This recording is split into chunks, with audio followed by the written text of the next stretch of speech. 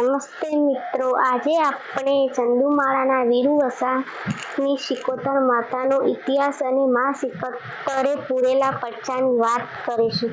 તો એ પહેલા વિડીયોને લાઈક, શેર અને સબસ્ક્રાઇબ કરવાનું ભૂલતા નહીં. તો મિત્રો, સરસ મજાની સત્ય ઘટના છે, તો ચાલો વિડીયોને પૂરો જોઈએ. મિત્રો, વર્ષો પહેલાની આ વાત છે. તો એક વાર જૂનાગઢના જોગી બાવા ફરતા ફરતા પાટણના પરગડામાં પધારે છે અને ત્યાં પાટણમાં ધૂણી દખાવી પૂજા આરાધના કરે છે અને ત્યાં તેઓ ધૂણી દખાવી રહેતા હતા. ત્યાં દેવી પૂજક સમાજના અમુક ઘર હતા અને તેમાંનું એક દેવી પૂજક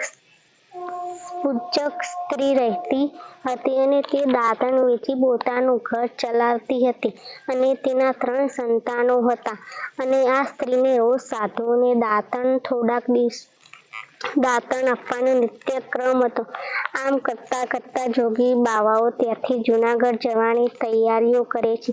ત્યારે સ્ત્રીના મનમાં વિચાર આવ્યો કે મેં જોગી બાવાઓની જમાતને 1 મહિના સુધી દાતણ આપ્યા છે, તો લાઈને તે જોગીઓ પાસેથી કંઈક માંગી લઉં અને આ જોગીઓ જૂનાગઢ જતા રહે તે પહેલા એમને જઈ કંઈક માંગું તો મારું સારું થઈ જાય. અને આમ વિચારી અને જોગી બાવાઓના અખાડામાં તે આવે છે અને તેમાંના એક જોગી હતા સુખનાથ જોગી અને તેમની પાસે જઈ અને સ્ત્રી માંગ કરે છે તેના હાથમાં.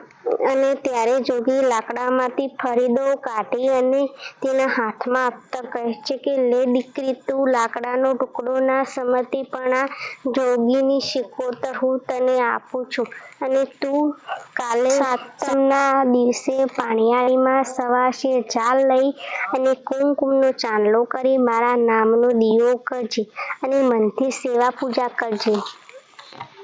અને હું દુનિયામાં તકલી દેવી પૂજકની સિકોતર તરીકે ડંકો ના વગાડું તો એમ માનજે કે આ જોગીને પણ જુઠ્ઠો બાવો બોલ્યો હતો. અને પછી તો તકલીને લાકડાના ફળાને લઈને ઘેર આવે છે અને માની સેવા પૂજા કરે છે અને જોગીની સિકોતર તે દિવસથી આ તકલીની દેવી પૂજકના ઘરે બેઠા. પછી તકલી માતાજીને પોતાના મનની વાત કરે છે, હે મા સિકોતર, આ દાતણ વેચીને મારા ઘરનું ખાવાનું પણ પૂરું થતું નહીં, માટે 2 ટકનું જમવાનું મળી જાય ને એવો કંઈક ઉપાય બતાવો મા. અને ત્યારે તકલી રુદ્ર ધ્રુવી ઉઠે છે. એ પહેલા એવો કરુણ અવાજ સાંભળીને લાકડાના ફળામાંથી અવાજ આવ્યો કે હે દીકરી, તું ગભરાઈશ નહીં, હું જોગીની સિકોતર તારી સાથે છું અને આજેથી 15મા દિવસે પાટણમાં મેળો ભરાવાનો છે, તેમાં તું હાથડી નાખી રમકડાં વીંટીનો વેપાર કરજે. ત્યારે તકલી કહે છે કે મા, હું કેવી રીતે વેપાર કરું અને ક્યાંથી રમકડાં અને વીંટીઓ ક્યાંથી લાવું, કેમ કે મારી પાસે પૈસા જ નથી. અને ત્યારે માતાજી બોલ્યા કે મારા લાકડાના ફળિયામાં રૂપિયા છે અને એમાંથી તું રમકડાં અને વીંટીઓ લાવજે. આમ દિવસો જતા મેળાનો દિવસ આવે છે.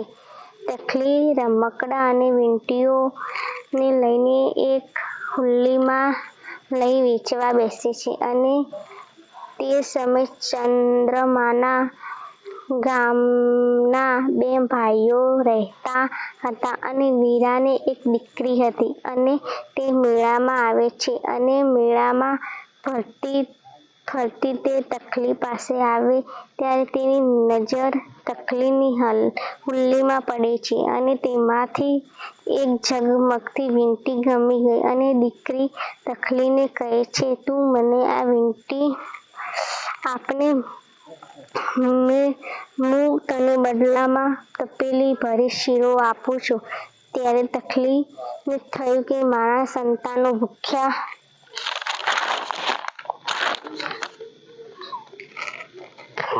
હશે, પૈસાના બદલે શીરો મળે તો સમસ્યા નથી.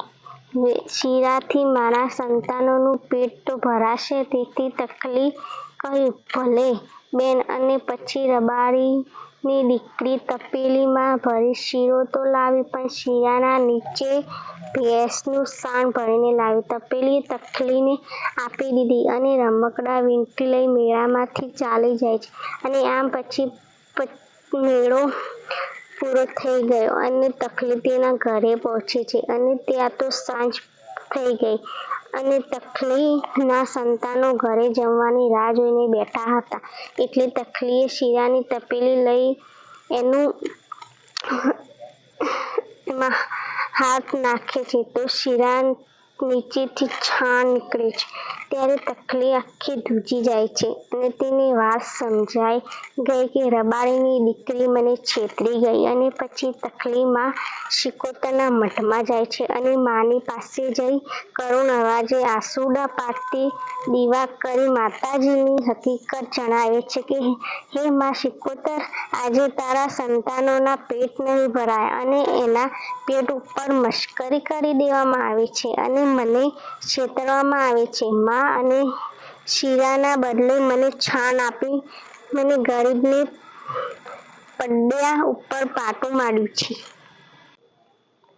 નમસ્તે મિત્રો, આ વિડીયોનો બીજો ભાગ આવવાનો છે, તો આ વિડીયોનો બીજો ભાગ જોવાનું ભૂલતા નહીં.